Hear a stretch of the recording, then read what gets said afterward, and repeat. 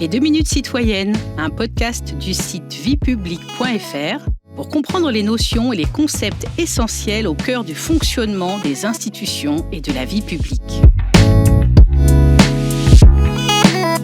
Bonjour, je suis Delphine, rédactrice pour le site viepublique.fr et aujourd'hui je vais vous parler des ordonnances.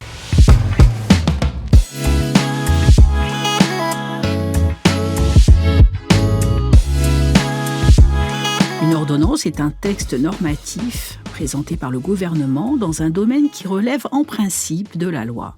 Alors, quelle est la procédure prévue par la Constitution pour l'adoption d'une ordonnance ? La Constitution distingue le domaine législatif, qui relève du Parlement, défini à l'article 34, et le domaine réglementaire, prérogative du gouvernement, c'est l'article 37. Le gouvernement doit demander au Parlement l'autorisation de prendre des mesures qui relèvent habituellement du pouvoir législatif par le biais d'ordonnances, en appliquant la procédure prévue à l'article 38 de la Constitution. Le Parlement donne cette autorisation par le vote d'une loi d'habilitation qui fixe 2 limites. La durée, pendant laquelle le gouvernement peut prendre des mesures par ordonnance, fixée en moyenne à 12 mois, et le délai dont dispose le gouvernement pour déposer un projet de loi de ratification devant le Parlement.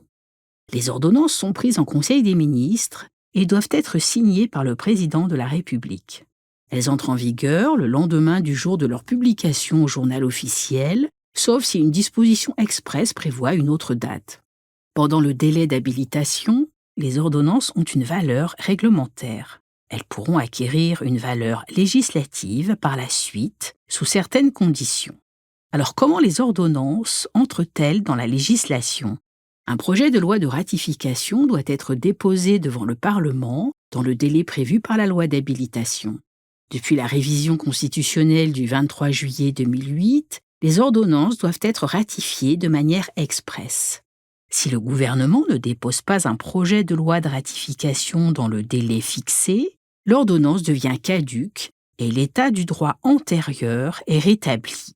Si le projet de loi est déposé dans le délai prévu et ratifié par le Parlement, l'ordonnance acquiert pleinement valeur législative. Le Parlement peut ratifier l'ordonnance, la corriger d'éventuelles imperfections, la modifier par l'ajout ou la suppression de dispositions. Comment l'usage des ordonnances a-t-il évolué ?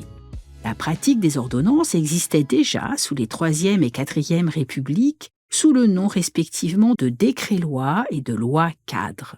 Depuis le début des années 2000, le nombre d'ordonnances a beaucoup augmenté, dépassant le nombre des lois promulguées. Les gouvernements ont souvent utilisé cette procédure pour des sujets techniques ou des réformes délicates, les ordonnances Covid-19 de mars à juin 2020 par exemple, mais aussi désormais pour des sujets plus politiques.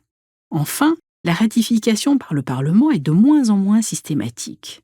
Néanmoins, il est très rare qu'une ordonnance devienne caduque. Une seule l'a été depuis 2007.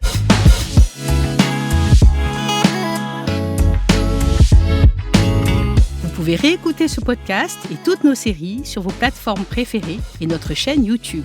N'hésitez pas à vous y abonner. Et pour en savoir plus, rendez-vous sur notre site internet viepublique.fr et nos réseaux sociaux.